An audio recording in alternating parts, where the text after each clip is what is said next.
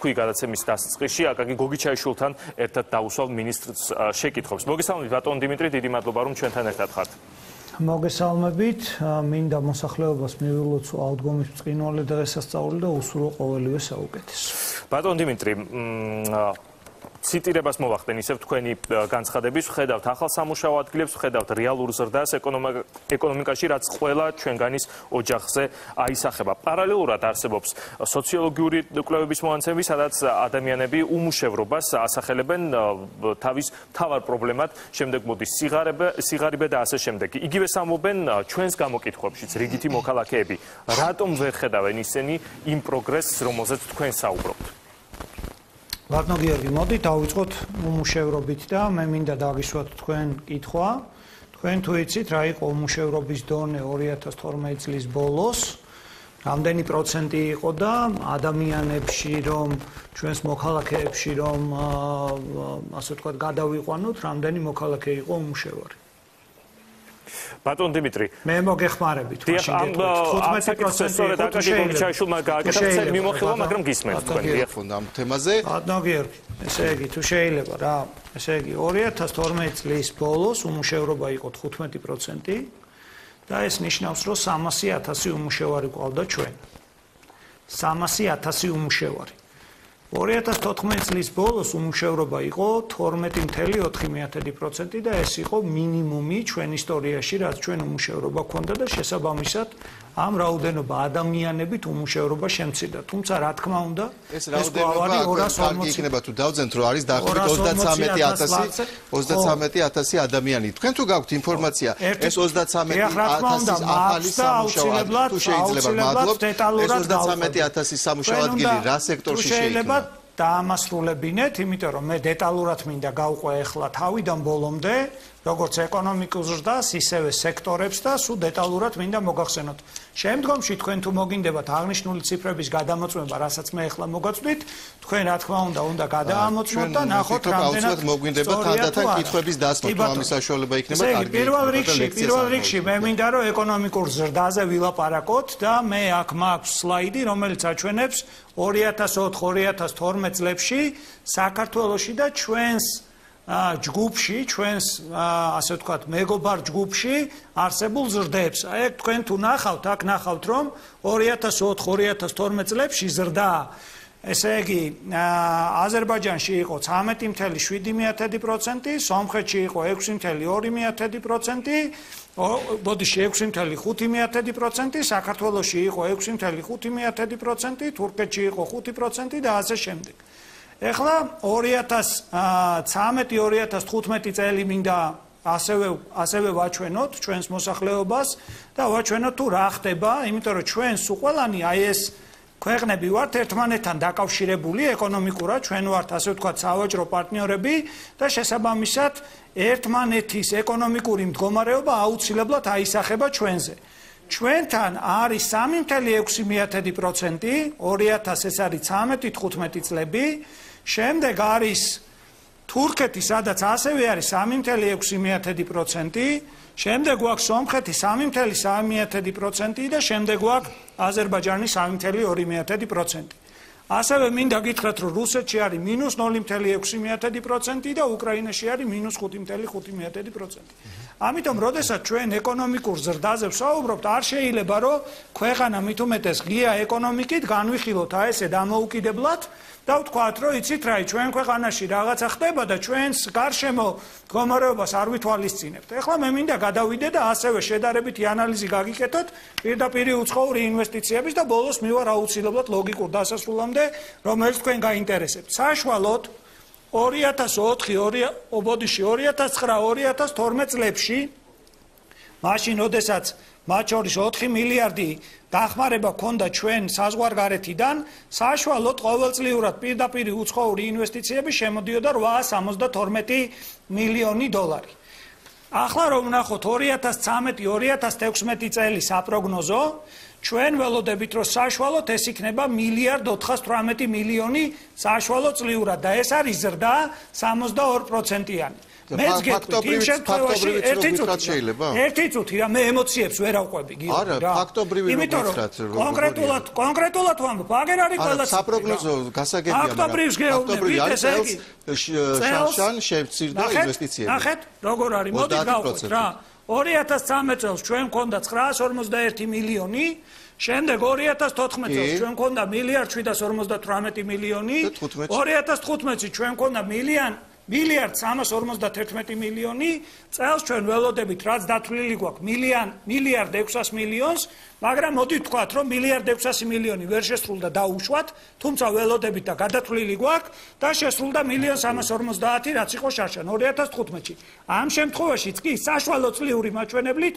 54%-ით მეტი გვექნება ყოველ წელს თუ გვექნება მაგრამ წელს პირდაპირ უცხოური წელს რაც გვაქვს შარშანდელი არის ვარდნა ნიშნულოვანი იცით რას გეტყვით შარშანდელი ვარდნა არის შარშანწინდელთან შედარებით რომელიც ასევე ჩვენი ხელისუფლების პერიოდში იყო და თუ თქვენ მიდარებთ 2012 წელს და იმის უკან წინა ხელისუფლება მაშინ გეუბნებით რომ საშუალოდ წინა წლებთან შედარებით ყოველწლიურად რაც შემოდიოდა იმაზე სულ მცირე ყოველწლიურად 54%-ით მეტი შემოდის და ეს არის კონკრეტული ციფრები რაც შეგიძლიათ შეადაროთ. შემდეგი ციფრი რომელიც თუ შევხედავთ ამ ინვესტიციების ნახავთ რომ ძირითადად ბოლოში გავალდა კავშირგაბმულობაზე 40%. დიახ, რა თქმა უნდა, კავშირგაბმულობა და ტრანსპორტი. იმიტომ რომ ტექნოლოგიების სყიდვა გახდა. არა, გეთახვა, ჯერ ესეთი არა ხართ მართალი, არიცით რა, მაგრამ ნუ ეგ მაგაზე ცალკე ვისაუბროთ და დეტალურად გაყვებით კიდე მაგაშიც.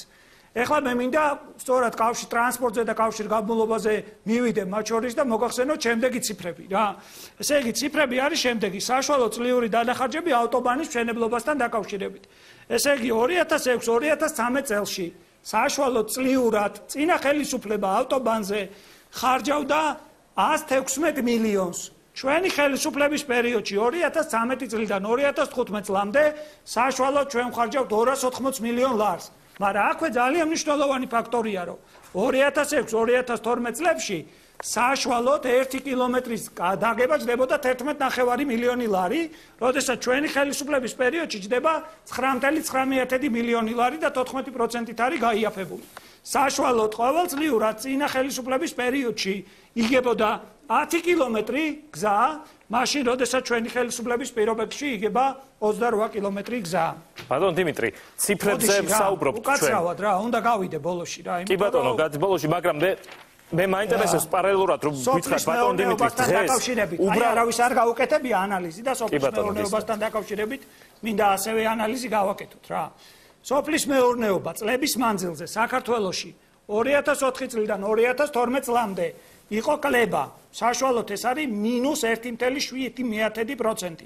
მაშინ, როდესაც ჩვენ პერიოდში ეს არის ზრდა საშუალოდ 5.3%. რასთან შედარებით არის? სოფლის, რას ქვია, რასთან შედარებით? საშუალოდ ყოველწლიურად ზრდა. რას ქვია, რასთან შედარებით? არა, თლიანში და პროდუქტში წილი მცირდება სოფლის მეურნეობის. რას მელაპარაკებით? საქსტაძე აი კონკრეტულად გეუბნებით წლების მანძილზე რა ხდებოდა, საშუალოდ რა ხდებოდა. სოფლის მეურნეობაში ასევე მინდა მოგახსენოთ, ესაც კონკრეტული ციფრებია. კონკრეტული ციფრები იხვნებოდა 260.000, ეხლა იქნება 307.000. ირიგაცია, მელიორაცია, მორწვა ქონდა 45.000, ეხლა აქ 105.000. ზრდა გვაქვს 133%. შენებლობის ნაწილში ნახნავი. ბატონო დიმიტრი, გააგრძელეთ შემდეგ ციფრებზე საუბარი, მაგრამ მე მაინტერესებს მე ვერ ვილაპარაკებ ეკონომიკის საქსტატის მონაცემები გვაქვს ჩვენ. შეიძლება თქვენ უკეთესი, უფრო ახალი ინფორმაცია გაქვთ, არ ვიცი, მაგრამ საქსტატის მიხედვით დანთესი ფართობები არის შემცირებული. ბატონ დიმიტრი, მოდით აი ციფრებზე რომ არ ვისაუბროთ ამ ეტაპზე, ადამიანებმა ეს ხომ თქვენ ხომ ამბობთ რომ ემოციებზე არ გიდათ საუბარი, კი ბატონო დიმიტრი, ადამიანებს თქვენ ხომ არ დაპირები ხართ იმას რომ 4 წლის თავზე თქვენ გამოხვიდოდით ფურცლებით და აჩვენებდით აი თქვენ ადამიანებო რა კარგად ცხოვრობთ. ადამიანებს ეს თავად უნდა ეკრძნოთ. თუნდაც იგივე ბიძინაევანიშვილის სიტყვები რომ გავიხსნოთ, ამბობდა პირდაპირ რომ ადამიანები თვითონ იგრძნობენ იმას. როდესაც 300.000 ადამიანები გრძნობენ ამას დღეს. ადამიანები ამას გრძნობენ ციფრების გარეშე. თქვენ კიდევ ერთხელ არ დაპირები ხართ ფურცლების აფრიალებას 4 წლის თავზე. მე არ ვაფრიალებ. ადამიანებს თვითონ უნდა ეკრძნოთ ეს თავის თავზე. კიდე ერთხელ. ესე იგი, მე არ ვაფრიალებ ფურცლებს, ეს ერთი. მე უბრალოდ ინფორმაციას გაწვდით, სხვა შესაძლებლობა არ მაქვს, რომ მოგაწოდოთ. ამიტომ მოგიწოდებთ კორექტილობისკენ. მეორე, მინდა ასევე გითხრათ, რომ 4 წლის წინ თქვენ ესეთ გადაცემებს აკეთებდით, როდესაც 300,000 ადამიანი უმუშევარი იყო? დღეს ხომ იმაზე ნაკლებია უმუშევარი, ვიდრე 4 წლის წინ იყო. შესაბამისად, მაშინაც შეგეძლოთ თქვენ ეს გაგეკეთებინათ, თუმცა რა თქმა უნდა, თქვენ პოლიტიკური დღის წესრიგი გაქვთ. რაზე დაყრდნობით ამბობთ ამას, რომ არ ვაკეთებდით გადაცემას. თუმცა იმიტომ რომ მახსოვს თქვენი ტელევიზია, არასწორად გახსოვთ, მინდა გითხრათ, შეგვიძლია ერთად ამოვიღოთ გადაცემები ამ თემაზე და ვნახოთ. შენებლობის ნებართვები. შენებლობის ნებართვები მინდა გავაგრძელო. როდესაც ამბობთ რაღაც პრეტენზიას გამოთქვამთ, რომ დაეღნოთ რამე ინფორმაციას კონკრეტულს. მე როდესაც გეუბნებთ, რომ სოფლის მეურნეობაში არის კლება, ვერნობის საქსტატის მონაცემს და თქვენ არ ამბობთ რა საკუთარ. სოფლის მეურნეობისგან მიღებული ინფორმაცია, რომელიც ჩვენ შეგვიძლია გადავადაროთ მათ შორის საქსტატის ინფორმაციას და დავაჯამოთ ეს ყველაფერი. მე მგონი საქსტატის ინფორმაცია და სარგებლობდეს მთავრობა და არა სოფლის მეურნეობიდან რას ნიშნავს მიღებული ინფორმაცია. ნუ კი ბატონო, გადაადარეთ ხო, ეხლა მე მაქვს ინფორმაცია, მე ვენდობი ამ ინფორმაციას, რომელიც მაგიდაზე მაგდა. სახელმძღვანელო ინფორმაცია მთავრობისთვის. ეს არის კანონის განსაზღვრება. რა ინფორმაცია აიღეთ? გადაადარეთ ხო? რა თქვია, პირველ გვერდზე დევს. კარგით ბატონო, გადაადარეთ ეს ინფორმაცია, გადავიდეთ შემდეგ, კიდე მაქვს მონაცემები და ამიტომ ნუ ჩავიციკლებით ამ მონაცემზე. შემდგომში გადაადარეთ, მე გამოვატან აქ გადამღებ ჯგუფს ამ ინფორმაციას და გადაადარეთ. რა პრობლემაა? წყარო რა არის ამ ინფორმაციის? შეიძლება როგორ? ამ ინფორმაციის წყარო არის სოფლის მეურნეობის სამინისტრო კონკრეტულად და სოფლის მეურნეობის სამინისტრო აწვდის ტაქსტაც ამ ინფორმაციას. შესაბამისად, ერთი და იგივე ინფორმაცია უნდა იყოს. უნდა იყოს, შეიძლება, მაგრამ არ არის, ნუ ფაქტი. შენებლობაზე გაცემული ნებართვები, ასევე მინდა ვთქვა, რომ 2000-2012 წელს შენებლობაზე იყო გაცემული 15,091 ნებართვა.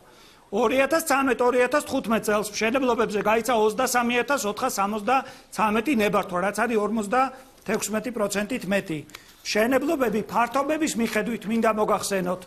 აი ეგ არის, აი ეს გრაფიკი, ასევე ფართობების მიხედვით მშენებლობები მინდა მოგახსენოთ, რომ თბილისში მშენებლობების ნებართვები გაზრდილია 63%-ით, აჭარაში გაზრდილია 70%-ით და როცა ჩვენი ოპონენტები ამბობენ, რომ პროექტები არ დაწყებულა და ჩვენ ინერციით მივდივართ, ეს როგორ არის მაშინ, რომ ჩვენ 73%-ით ხალხი, რომელიც აზრის ჩვენ მოვისმენთ, არ არიან თქვენი ოპონენტები, ისინი არიან ადამიანები, რომლებიც ვერ ხედავენ ამ სამუშაო ადგილებს და საწარმოებს. რა თქმა უნდა, ჩვენ ზრუნავთ ამ ხალხზე და მე კონკრეტულად მივა იმ ადგილას, კითხვა რაც დაისო 33,000 ადამიანი ახალი, რომელიც დასაქმდა. თუ შეგიძლიათ გითხრათ, რა სექტორში დასაქმდა? აუცილებლად, ეხლავე გაჩვენებთ მაგ გრაფიკს. იმიტომ რომ აქვს ეგ გრაფიკი და მე არ ვიცი თქვენ რა ანალიზი გაქვთ ეკეთებული.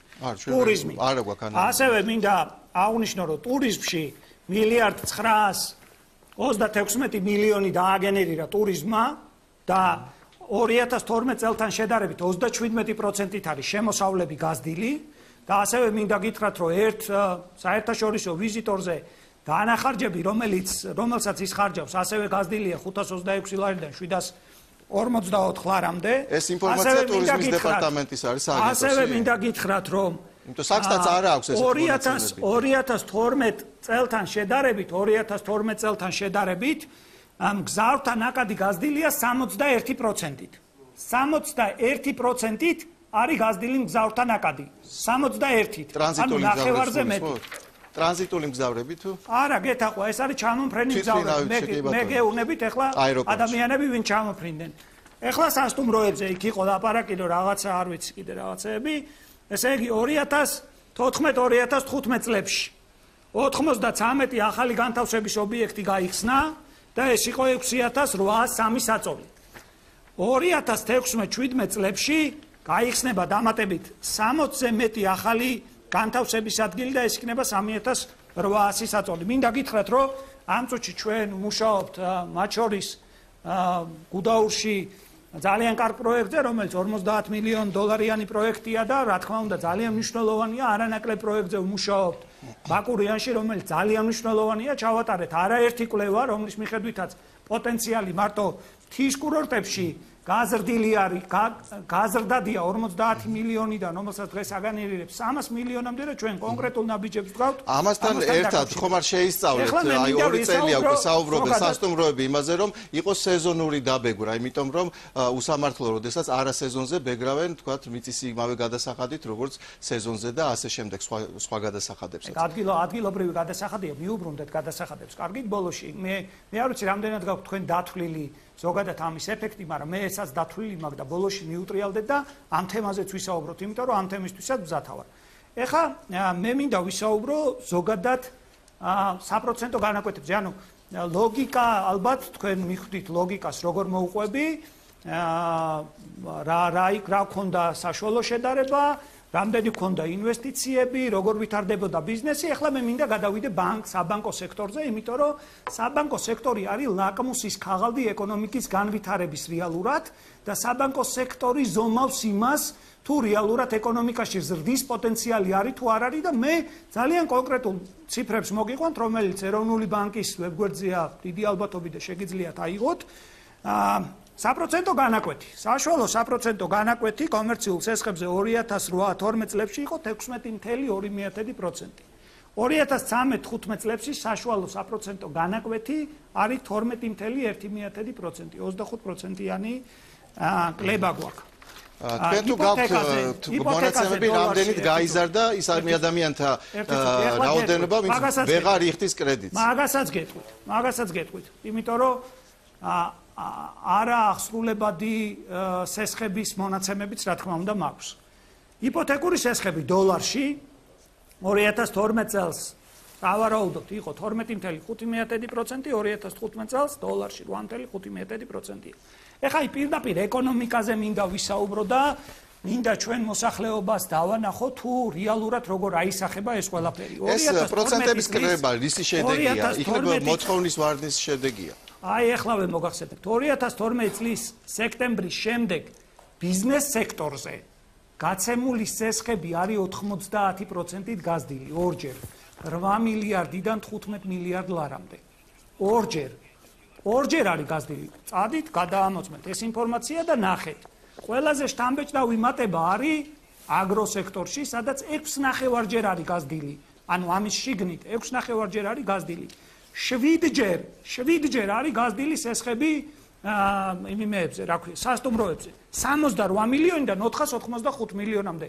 როგორ არის ბატონო, ჩემო ბატონო, ეს მაშინ რა ინერციაზე მელაპარაკებით, როდესაც 68 მილი ხალხი ბიზნესს არ აკეთებდა, აღარ უნდოდა ბიზნესის კეთება, რომელ ბიზნესზე მელაპარაკებით? აი, მაჩვენებელი რა. ბატონ დიმიტრი. აი, ეს არის კონკრეტული მაჩვენებელი, იმიტომ რომ ბანკებმაც დაინახეს, რომ ქვეყანაში შეიძლება რომ ბიზნესი გააკეთოს ბიზნესმენმა და ბიზნესმენმაც დაინახა, რომ სესხის აღება შეუძლია და შესაბამისად ამ სესხი განავითარებს კონკრეტულად რაღაცას. ნიშნავს თუ არა ეს ციფრები, რომელიც თქვენ წარმოგვიდგინეთ, ვინაიდან თქვენ ახლა მე და აკაკის არ გველაპარაკებით, ელაპარაკებით მოსახლეობას, ნიშნავს თუ არა ეს, რომ თქვენი პასუხი მოსახლეობისთვის არის, რომ ის დაპირებები, რომელიც გასცა ქართულმა ოცნებამ 2012 წელს შესრულებულია. მე მინდა გავაგრძელო. ძირითადად მაინც. მე მინდა გავაგრძელო. ჩვენ უსასრულოდ ვერ გავაგრძელებთ, ბატონო დიმიტრი. ხოთ მიპასუხოთ. მე მიპასუხოთ. ნიშნავს თუ არა ეს ციფრები, რომ დაპირებები შესრულებელია. მე მინდა სულ მცირედ 15 წუთი მომცეთ. ეს არის კიდევ 15 წუთი შეუძლებელია ბატონო. შეუძლებელია ბატონო დიმიტრი. მაშინ 10 წუთი მაინც მომეცით, იმიტომ რომ მე მაქვს აქ საწარმოების ნუსხა. ბატონო დიმიტრი. მე მინდა გაჩვენოთ. აი ეს თქვენ კითხულობთ ყოველთვის. სად არის ის საწარმოები, რომელიც ამ ხელისუფლებამ გააკეთა? აი აქ არის აწარმოე საქართველოში, აქ არის მიკრომეწარმეობა და აი აქ არის კიდე ძალიან დიდი ამონაბეჭდი, ასევე მიკრომეწარმეობიდან, რომელიც არის კონკრეტულად ჩვენი ბატონო დიმიტრი, ანუ ესეც ასეთი გზელისია გვაჩვენეთ თქვენ, ანუ უბრალოდ მიპასუხეთ. რომ შევაჯამოთ, ნიშნავს ეს თქვენ მოსახლეობას ეუბნებით. ბატონ დიმიტრი, თქვენ მოსახლეობას ეუბნებით ამითი, რომ აი დაპირებები შესრულებულია. მოსახლეობა უნდა იყოს კმაყოფილი. ეს არის რასაც პირდებოდით 2012 წელს. მოსახლეობის კმაყოფილება არ კმაყოფილებამდე სანამ მივალთ. მე მინდა დავასრულო ჩემი სათქმელი. იმიტომ რომ მოსახლეობისთვის ჩვენ გაცილებით მეტი გვინდა. მე მინდა რომ ამ ქვეყანაში იყოს 2%-იანი უმუშევრობა. რაც ნიშნავს იმას, რომ დღეს თუ 250,000 კაცი არის უმუშევარი, მე მინდა რომ იყოს 40,000 ადამიანი უმუშევარი. 42. აი ეს არის ჩემი სურვილი რეალურად. ან კიდევ უფრო ნაკლები.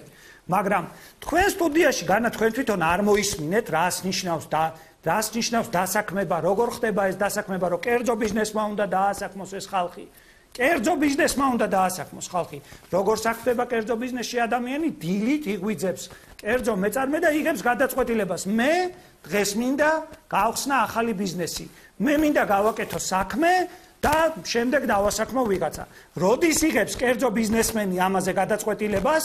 როდესაც არის ხელმისაწვდომი თანხები და საპროცენტო განაკვეთზე ჩვენ ვისაუბრეთ, ასევე ვისაუბრეთ იმაზე, რომ დაკრედიტება გაიზარდა კომერციულ ბანკებში 2012 წელთან შედარებით, ასევე ვისაუბრებთ და მერე კიდევ ვიტყვი უკვე მონაცემებს თუ როგორ ფასდება ზოგადად ბიზნეს გარემო ქვეყანაში, როგორ შეიცვალა საკუთრების უფლებასთან დაკავშირებული მონაცემები და ის მნიშვნელოვანი მონაცემები, რომელიც ბიზნესს ადგმევინებს ნაბის. ბატონო გიორგი, ბატონ დიმიტრი, თქვენ ხო ხვდებით რომ მოსახლეობას რეალურად ეს მექანიზმი როგორ უნდა შექმნათ თქვენ სახელმწიფო სამუშაო ადგილები არ აინტერესებს მოსახლეობას უნდა რომ კონდეს საქმე, კონდეს სამუშაო, კონდეს ხელფასი. როგორ ესე იგი თქვენ ზუსტად 10 წუთის წინ ამბობდით მემარცხენე, მემარჯვენე.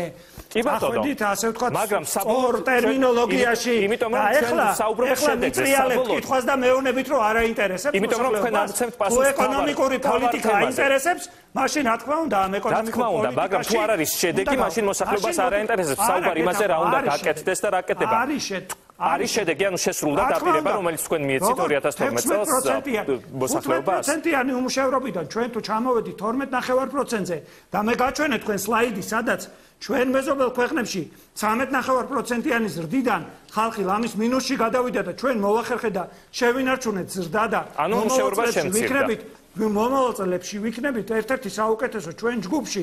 როგორ შეიძლება ამის არ დანახვა? როგორ არაფერი არ ხდება? ვერ ხედავთ თქვენ. იმიტომ რომ თქვენ გაქვთ პოლიტიკური დღის წესრიგი და 300,000 იყო დაუსაქმებელი ამ ქვეყანაში. 300,000, 33,000 მეუნებით, ხო იმაზე ნაკლები. ბატონო, 33,000 იყოს. ის 33,000 ხო დასაქმდა. რატო ამას არ ხედავთ? მესმის ბატონ დიმიტრი, ისინი დასაქმდნენ საჯარო სექტორში და ჩემი და გიორგის ხელფასიდან გადახდილი გადასახადების ხარჯზე, ეს არ არის კარგი, აი ამაზე ვსაუბრობთ და. კარგი. მოდი მაშინ ვიქნებით. ეხლა რა არის მოსახლეობას რომელმაც თქვენ აიჭერთ. ბატონო დიმიტრი, ხო შეგიძლიათ მოსახლეობას თქვენ უთხრათ, ეს იყო, ანუ ეს არის ის, რასაც პირდებოდით 2012 წელს. მე ციფრებით ვსაუბრობ. მე ვარ ეკონომიკის მინისტრი და მე უნდა ვისაუბრო ციფრებით. ამიტომ მე მინდა გავაგრძელო. შეღავათიანი აკროპროექტების ნაწილში თქვენ პოლიტიკოსი ხართ და ჩვეულებრივ ადამიანებსაც უნდა ესმოდეთ, რას ლაპარაკობთ ჩვეულებრივ ადამიანებს. აინტერესებთ მარტივი პასუხიც, არა მხოლოდ თქვენი ციფრები გასაგებია, ციფრები საკმარისად მოვისმინეთ. როგორ არ აინტერესებთ? ჩემი ციფრები გამოხატავს. შემცირდა თუ არა უმუშევრობა, მოსახლეობას თქვენ ეუბნებით, რომ მოსახლეობა დღეს არის უკეთეს მდგომარეობაში, ვიდრე იყო წინა წლებში. მე და თქვენ ხო ამ თემაზე ერთხელ უკვე ვისაუბრეთ. კი ბატონო, ეხლა შეგვიძლია ვისაუბროთ. ყველაზე დიდი პრობლემა ჩვენი არის გაანკარგვადის შემოსავლის შემცირება. გაანკარგვადის შემოსავალი ჩვენ მოსახლეობას შეუმცირდა იმის გამო, რომ ჩვენ რეალურად ჩვენს ძირითად სავაჭრო პარტნიორ ქვეყნებში მოხდა ვალუტის დევალვაცია, რამაც გამოიწვია ჩვენი ვალუტის დევალვაცია და ვინაიდან და რადგანაც მოსახლეობის ძალიან დიდ ნაწილს აქვს აღებული ცეცხლი დოლარში, ფული, რომელიც მათ რჩებათ ოჯახში იმისათვის, რომ დაახარჯონ ეს ფული თავიანთ საჭიროებებზე, მას მერე რაც გადაიხდიან კომუნალურებს და ბანკის გადასახადებს შეუმცირდათ. ეს რა თქმა უნდა ძალიან მძიმედ აისახა ჩვენ მოსახლეობაზე. მაგრამ ჩვენ ვართ ღია ეკონომიკა. ჩვენ ვართ გახსნილი ეკონომიკა და ჩვენი ეკონომიკა გაცილებით სწრაფად გამოჯანსაღდება ამ გარე შოკების შემდეგ, ვიდრე დაკეტილი ეკონომიკები, რომლებმაც დაახარჯეს ათეულობით მილიარდი და რეალურად შედეგს ვერ მიაღწიეს. ამ ფონზე ხომ არ იქნებოდა კარგი, რომ თავრობას შეეზღუდა თავისი ხარჯები, მაგალითად პრემია დანამატები, ფუფუნებაზე გაწეული ხარჯები, ოფისების რემონტები, მაგალითად. რატომ არ საუბრობთ? არ მინდა რა, ძალიან გთხოვთ. არა, ხო არ იქნებოდა კარგი და უპრიანი, რომ აი ამ ფონზე რას თქვენ აღწერეთ? შემცირებიდან 26 მილიონი დაჯდა, 26 მილიონი დაჯდა ათონელზე რომ რეზიდენციაა. 26 მილიონი. რომელი შენობა ავაშენეთ ჩვენმა ხელისუფლებამ 26 მილიონის თქო. იმაზე პასუხს თქვენ ხომ არავინ არ გთხოვთ. თქვენ პასუხს პრემია დანამატებზე, ასობით მილიონია პრემია დანამატებზე, რომელიც შეადარეთ ეკონომიკის მინისტრს. არ შეიძლება და მაინც 15-17 ქონდა ხელფასი. რაზე მელაპარაკებით? უბრალოდ პრეზიდენტის ფონდიდან იღებდა ნაწილს კიდე სხვა ადგილიდან იღებდა. რას მელაპარაკებით? ჩვენ უნდა ამიტომ მე მინდა რომ გავაგზავნო რა. მე მინდა თქვენ გაქვთ პოლიტიკური დღისწესრიგი. თქვენ გაქვთ პოლიტიკური დღისწესრიგი, თქვენ ახართ მხარე ამ კონკრეტულ შემთხვევაში, ამიტომ მე შევეცდები რომ მივაწოდო მოსახლეობას მაქსიმალურად ინფორმაცია გამოვიყენო თქვენი ეთერი, ვერ გაუშვებ ამ შესაძლებლობას. ბატონ დიმიტრი, ჩვენ უნდა დავასრულოთ, მოსახლეობა მიიღო საკმარისად ინფორმაცია ციფრების სახით. რა, თქვენ ბძანეთ რომ აი მე მინდაო რომ იქნებ გვაჩვენოთო ის საწარმოებიო, სად არისო საწარმოებიო და რამოდენიმე მაინც გვაჩვენეთო და აი რამოდენიმე რომელიც აწარმოებს საქართველოში და დაკრედით და ზოგს ქონება გადაეცა ეგ მოვიტანეთ და მინდა გაგახსენეთ რომ დაპირებები ქარხნებს შეეხებოდა და არასაწარმოებს ბატონ დიმიტრი. ბატონო დაპირებები თავის დროზე ქარხნებს შეეხებოდა. რას ნიშნავს ეს ქარხანა ეს თქვენ დაამკვიდრეთ ახლა ახალი ტერმინი და ჩვენ დავამკვიდრეთ ქარხანას გაჩვენეთ. ჩანაწერი შეხვედრებზე როგორ იყო საუბარი ათასობით ქარხნებზე. ბატონო აი ეს იყო და აი ეს არის აი 1000-ია ასეთი ქარხანა აშენებული? აი ეს იყო კონკრეტულად და ეხლა აი ეს არის, აი ქარხანა კონკრეტული. რამდენია ასეთი ბატონ დიმიტრი? აი ბატონო, აი ეს იყო და ეხლა აი ეს არის. რამდენია ასეთი? ბატონ დიმიტრი, ესეთი მაქვს ძალიან ბევრი. აი ბატონო, აი ეს იყო და ეხლა ეს არის. მეტალოპლასმას უშვებენ აქ მე მგონი. ალო. გაითიშეთ. გესმით ბატონ დიმიტრი ჩემი? ალო. დიახ. გაითიშა კონტაქტი ეკონომიკის მინისტრთან. მე შევეცადე მიმეღო დიმიტრი ქუმსიშვილისგან პასუხი იმასთან დაკავშირებით გაუმჯობესდა თუ არა მოსახლეობის ეკონომიკური მდგომარეობა, იმასთან დაკავშირებით